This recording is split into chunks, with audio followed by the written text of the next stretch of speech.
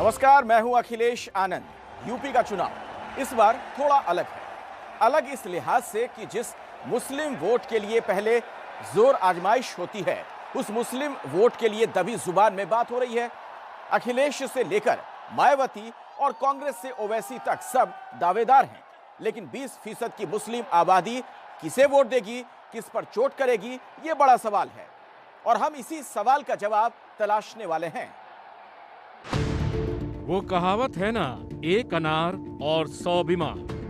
कुछ वैसा ही हाल उत्तर प्रदेश में अलग अलग राजनीतिक पार्टियों के बीच मुस्लिम वोटरों का है। समाजवादी पार्टी, मायावती की बीएसपी, कांग्रेस और असदुद्दीन ओवैसी, इनमें से कोई ऐसा नहीं है कि जिसकी मुस्लिम वोटरों पर नजर ना हो। लेकिन पहले और मौजूदा चुनाव के बीच फर्क सिर्फ इतना है कि कोई खुलकर मुसलमानों का नाम नहीं ले रहा, सिवाय असदुद्दीन ओवैसी के। तुम 11% यादव हो, हम 19% मुसलमान हैं। अगर तुम मुख्यमंत्री बने और जनाब मुलायम सिंह बने तो मुसलमानों की वोट की खैरात से बने, तुम याद रखो इस बात। दरअसल समाजवादी पार्टी के मुखिया अखिलेश यादव अपनी इसी छवि से छुटकारा पाना चाहते हैं।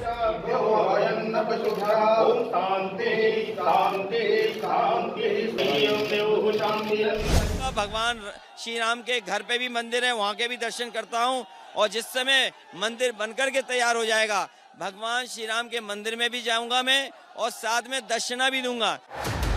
अखिलेश यादव को यूपी की 20% मुस्लिम आबादी के वोट चाहिए, लेकिन वो सिर्फ मुसलमानों की पार्टी नहीं कहलाना चाहते।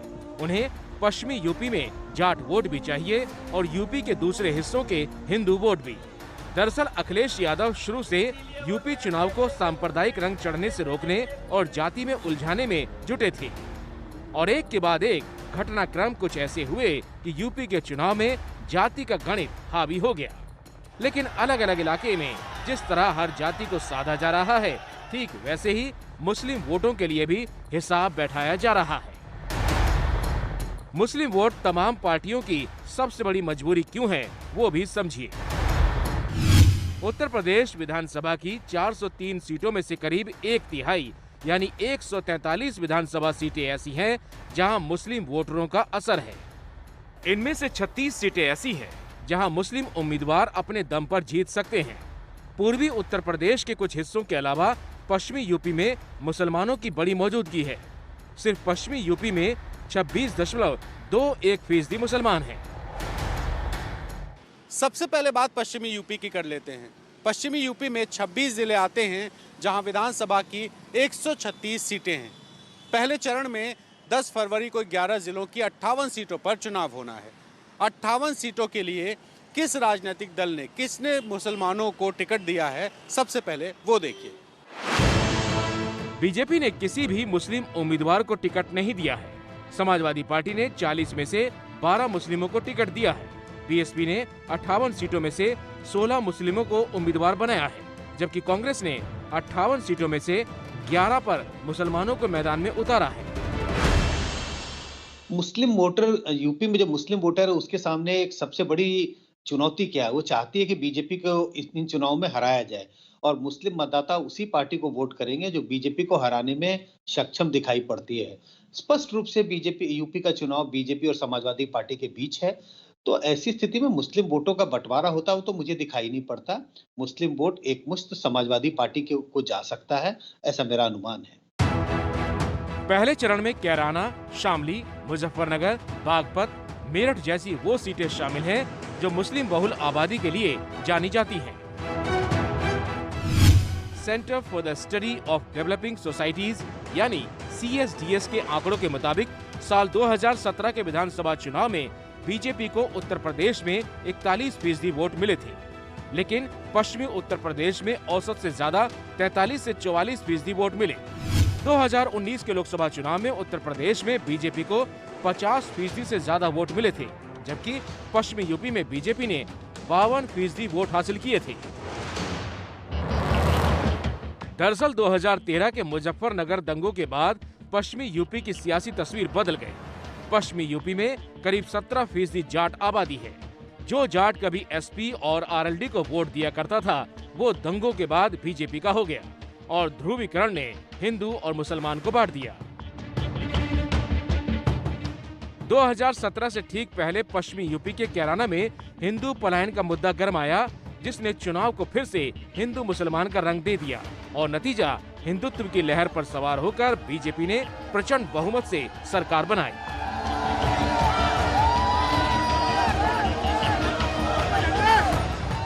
उत्तर प्रदेश और की कानून और व्यवस्था की स्थिति कैसी थी, मेरा तो खून खौल जाता था।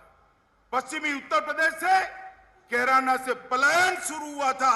यहां लखनऊ के हुक्मरानों का नींद नहीं उड़ता था। आज मैं कहने आया हूं, उत्तर प्रदेश के अंदर किसी की हिम्मत नहीं है पलायन करने की। पलायन कराने वालों का पलायन हो चुका है। हाल ही में पश्चिमी यूपी में अपनी रैली में अमित शाह कैराना की याद दिलाना नहीं भूल रहे थे। कोशिश इस बार भी कैराना को मुद्दा बनाने और भुनाने की है। कैराना में समाजवादी पार्टी ने जिन नाहिद हसन को उम्मीदवार बनाया है, उसको लेकर बीजेपी हमलावर है। मुजफ्फरनगर के दंगाई, कैराना में हिंदू व्यापारियों के पलायन के लिए जिम्मेदार अपराधियों को, जिन प्रकार के लोगों को इन्होंने टिकट दिया है, ये चीजें दिखाती हैं कि अपनी आपराधिक मानसिकता से ये राजनीतिक दल समाजवादी पार्टी हो या कांग्रेस हो, ये उभर नहीं पाई हैं। नाहिद हसन जेल में है। मामला धार्मिक ध्रुवीकरण की ओर ना चला जाए, इसलिए नाहिद हसन की विदेश से पढ़कर आई बहन इकरा ने कैराना से निर्दलीय नामांकन किया है। चुनाव में उतर रहे हैं, आज मैंने नॉमिनेशन फाइल किया है। उसी के लिए ये नॉमिनेशन फाइल किया गया है क्योंकि एक तरह से वेंडेटा पॉलिटिक्स उनके खिलाफ चल रही है और तो इसीलिए हमने एहतियातन ये पर्चा फाइल किया है। इकरा पूर्व सांसद तबस्सुम और मुनव्वर हसन की बेटी हैं। दिल्ली के श्रीराम कॉलेज और लंदन से पढ़ाई कर चुकी हैं। सीएए आंदोलन के वक्त उनकी तस्वीरें वायरल हुई थी। इसी कैराना से बीजेपी ने मृगांका सिंह को उम्मीदवार बनाया है, जो पलायन का मुद्दा गर्म करने वाले हुकुम सिंह की बेटी हैं। गृह मंत्री अमित शाह पश्चिमी यूपी में कैराना से ही शनिवार को घर घर प्रचार की शुरुआत करने जा रहे हैं। अमित शाह यहां से पलायन का मुद्दा गर्म करके विरोधियों को घेरने की कोशिश करेंगे। इस बार के चुनाव में मुस्लिम वोटों के लिए समाजवादी पार्टी, बीएसपी और कांग्रेस के साथ ही ओवैसी भी जोर लगा रहे हैं। ओवैसी ने 100 सीटों पर लड़ने का ऐलान किया है। ओवैसी बड़ी बड़ी रैलियां कर रहे हैं, मजारों पर जा रहे हैं और मुसलमानों को उकसाने का काम भी कर रहे हैं। क्या तुम उनके गुलाम हो? क्या तुम बहादुर हो? क्या तुम मर्द मुजाहिद हो? क्या तुम मोमिन हो? क्या तुम रसूल अल्लाह के गुलामों के गुलाम हो?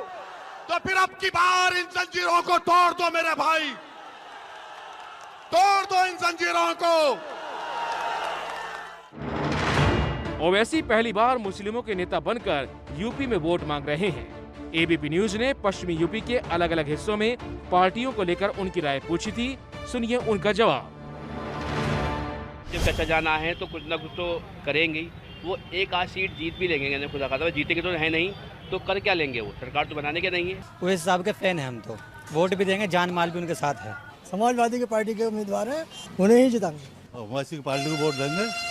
रात दिन हमारे ताल्लुकात हैं, पड़ोस के हमारे। गेहूँ दे दे हर महीने, कॉलोनी दे दी, हम तो फूल को देंगे वोट।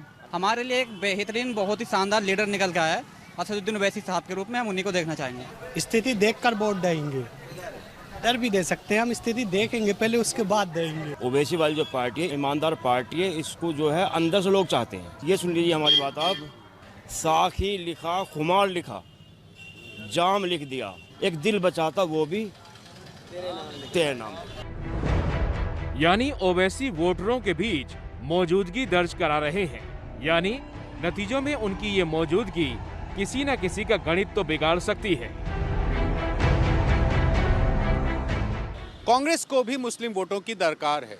आज़ादी से लेकर 90 के दशक तक मुस्लिम वोटर आमतौर पर कांग्रेस पार्टी के साथ माना जाता था, लेकिन 1989 में मुस्लिम वोटर मुलायम सिंह यादव की तरफ खिसक गया। 89 से लेकर अब तक के चुनाव में मुस्लिम वोटर या तो समाजवादी पार्टी या फिर बहुजन समाज पार्टी के साथ बंटता हुआ दिखाई दिया है। लेकिन कांग्रेस को यूपी में अपना वनवास खत्म करने के लिए मुस्लिम वोट का साथ चाहिए और उसी की मिसाल है ये तस्वीर। प्रियंका गांधी के साथ तस्वीर में मौजूद इत्तेहाद मिल्लत काउंसिल के अध्यक्ष तौकीर रजा हैं, जो अपनी हेट स्पीच के लिए सुर्खियों में रहे।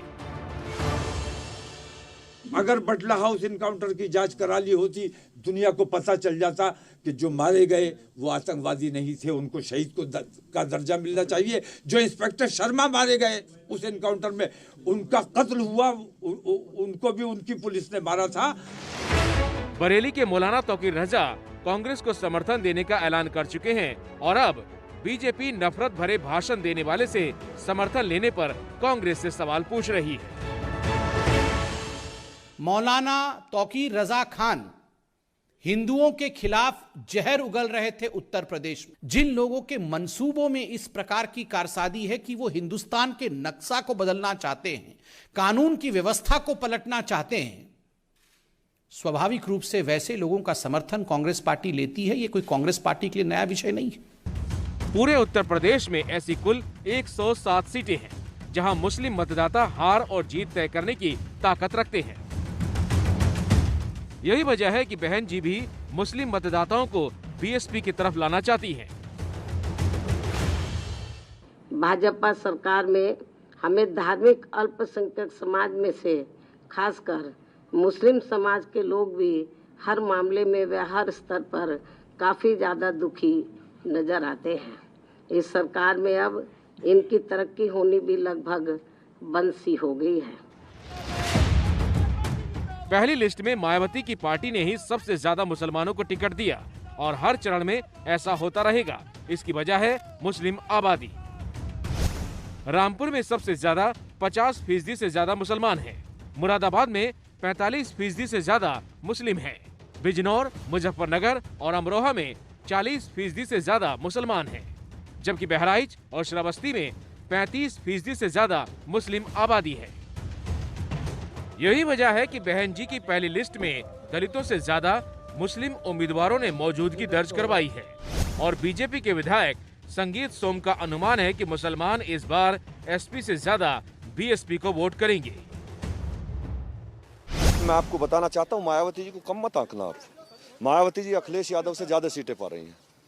उत्तर प्रदेश में ये आपको चौंकाने वाला रिजल्ट मिलेगा, क्योंकि उनके दिमाग में गलत फहमी है कि वो दंगा करा के वोट पाएंगे, लेकिन मायावती के साथ मुस्लिम वोटर जा रहा है। वो इसलिए जा रहा है कि अखिलेश यादव दंगा कराना चाहते हैं, वो समझ गया।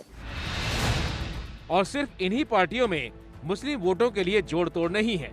बीजेपी भी मुस्लिम वोटों की हिस्सेदार है।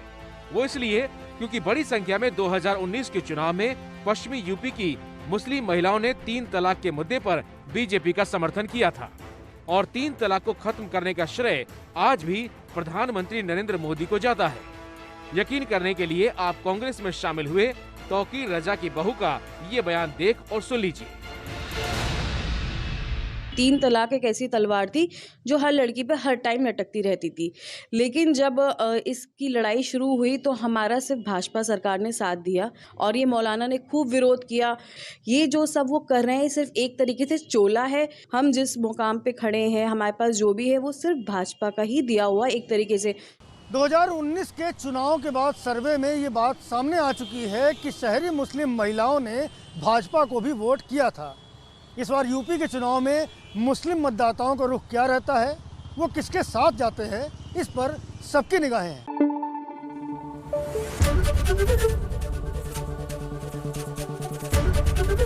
एबीपी न्यूज़ आपको रखे आगे।